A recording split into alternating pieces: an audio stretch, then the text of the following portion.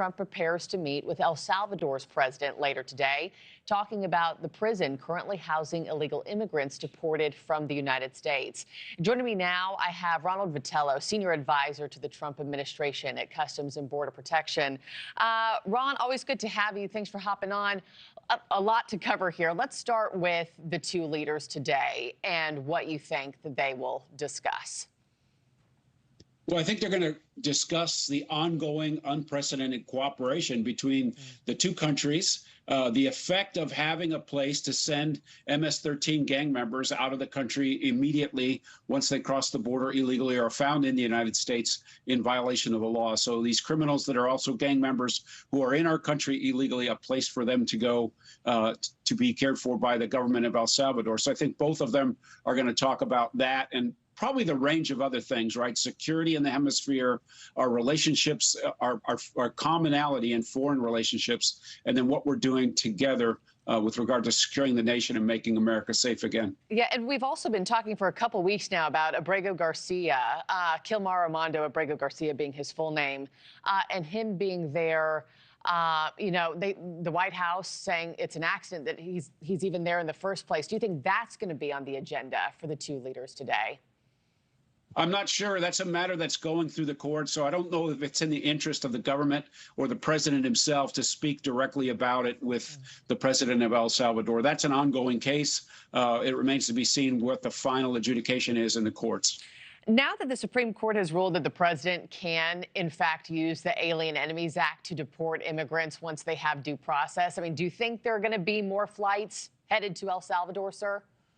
Well, there's absolutely a need for us to adjudicate people who are entering the country illegally or are found in the country illegally after committing crimes in cities and towns all over America. So, yeah, having that option, using the law as designed to take threats for public safety, people who are crossing the border illegally and removing them quickly is a way for us to secure the border in a meaningful way. That when we have consequences in place, as you'll see the secretary in her videos to the world and talking about what she sees on the front line, consequences matter. And this is an ability for our front line to have another tool in the toolkit to protect the country. And let's also talk about the president authorizing the military to take over part of the southern border. We know he sent 10,000 troops to the border when he took office.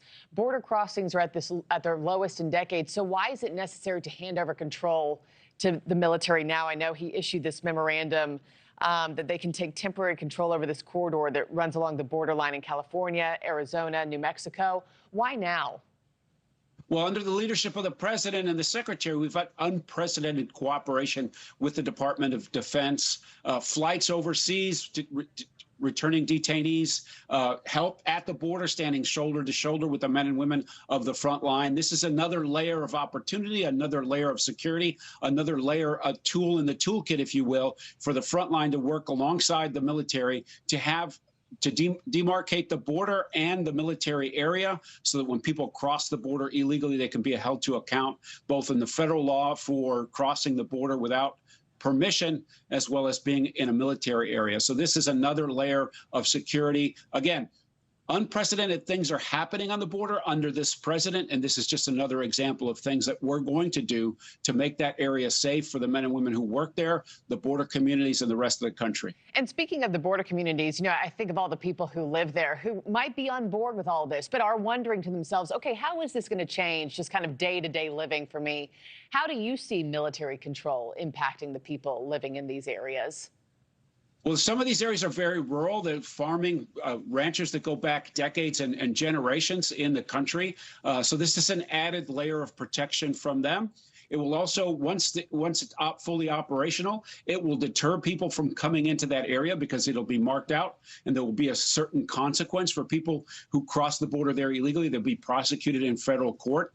And so it'll reduce traffic overall, thereby making the environment safer. Yeah, we'll see how things change. Ronald Vitiello, always a pleasure to have you, sir. Thank you for your time. And thanks for watching, everybody. Go to joinnn.com to find NewsNation on your television provider.